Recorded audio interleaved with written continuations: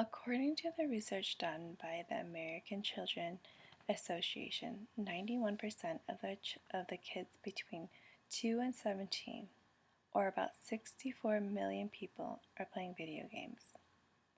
My name is Linda Lay, and I would like to say, before we start, I have 6 children, ranging from a 1-year-old up to a 13-year-old.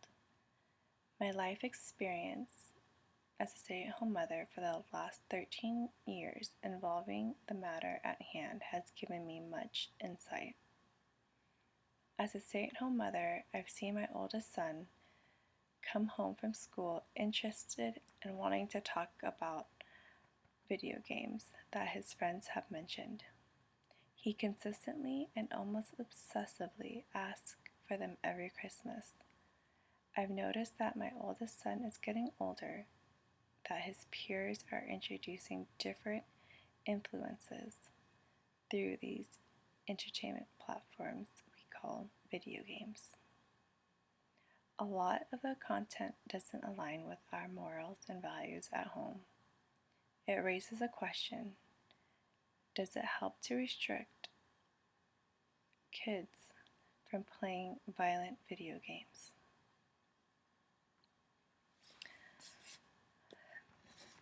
The Educational Neuroscience of the UK did a short-term study of effects in laboratory tests and found a large number of undergraduate men and younger children are more likely to be affected by violent video games. This is apparent if they have a high score on personality trait, but a low score on traits of agreeableness and conscientiousness. Playing with a personalized avatar have been found to result in more arousal and more aggressive behavior than when playing with a genetic character. One might argue that with more personalization and investment into a virtual manifestation, the more extreme the psychological impact of experience becomes. It happens when you pour yourself into something, it becomes your identity. So how big of a problem here are we dealing with? How many of our children are affected by this? The American Psychological Association states that video games has been a prominent in American child's life. More than 90% of a U.S. citizen play some kind of video games. Not only are our children subjected by society to the effects of video games outside of the home, but they are being subjected by effects inside the home too.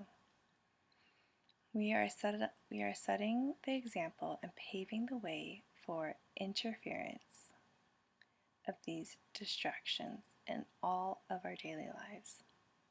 We are neglecting building relationships and experiences that enrich and build character with each other. We are isolated and agitated as we devote emotional time and energy into a fruitless experience that has been leading to problems with socialization, emotional intelligence, coping skills, and healthy dynamics within families. The American Academy of Child and Adolescent Psychiatry study of children exposed to violent media has shown that they may become numb to violence and show more aggressive behavior or learning problems, may be more influenced by violent images. It decreases the social behavior, decreases empathy, and moral engagement. I feel like I've seen my child become more disconnected with additions of these violent video games and witness his agitation and aggression level rise and fall with exposure.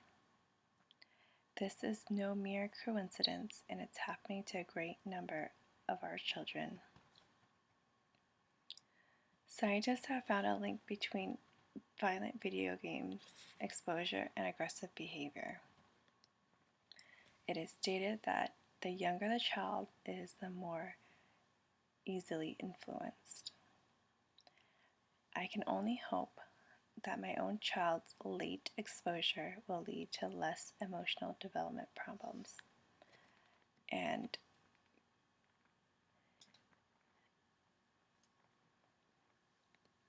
decreasing any further exposure over time will help him regress to a healthy, stable being.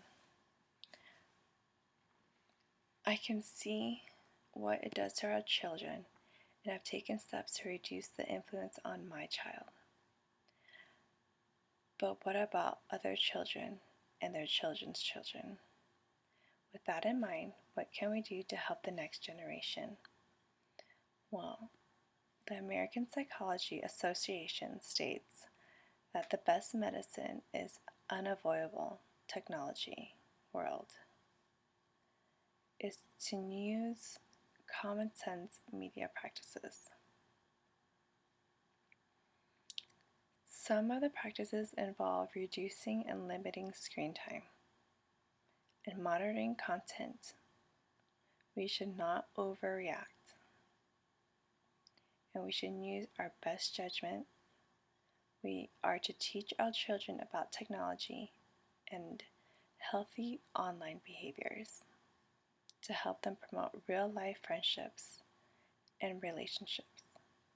We should foster good digital decision-making and habits so that it carries into adulthood.